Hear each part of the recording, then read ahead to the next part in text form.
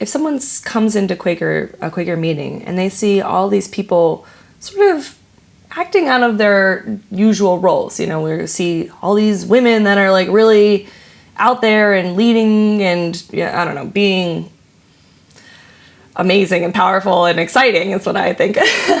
Or we see these men that are being so tender and listening really deeply and well to the people around them and making space for females to voice without being overtaken. Someone might think of like, wow, how did these people get like this?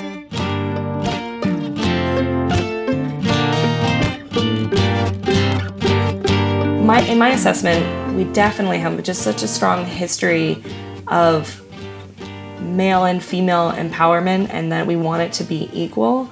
That goes back to the very first days of Quakerism. And I think that whether we're conscious of it or not, that there's a way that we want to carry that forward, that women in our society not treated equally, not listened to as much, not given as much respect.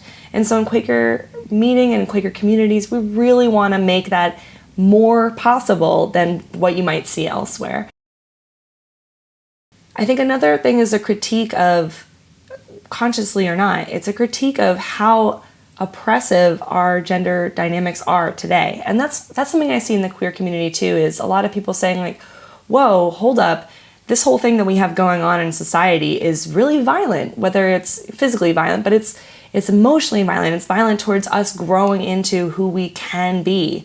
And for men and women, that men have to be huge and they have to be strong and they all the time, and they have to be loud and they have to be the leaders and they have to have all the responsibility, that is violence against men. Men don't have to be all that way. If it's how they are and how they're feeling led to be and how, their natural gifts are coming out, great. I love for men to be that way, but they don't have to be. And forcing them into that box is just as oppressive as forcing women into the box of you have to be accommodating, you have to be listening, you have to be supportive. You have to take the back seat. If the man has a really good idea he's excited about, you have to just follow whether you like it or not. That's also oppressive and violent towards women. So there's this way that we're exploring, like, what is taking away that violence against men and taking away this violence against women? What would that look like? And so one of the ways that I think Quakers are exploring that is, well, like, if I'm a man, and what if I really learn how to take a step back and let others lead and let women lead, or what if I really learn how to listen attentively and absorb and even check in to make sure that I really got it and I really listened. So there's this exploration of sort of gentle manhood and also listening manhood that maybe I don't see other places, and also women leading, women being listened to, being held up.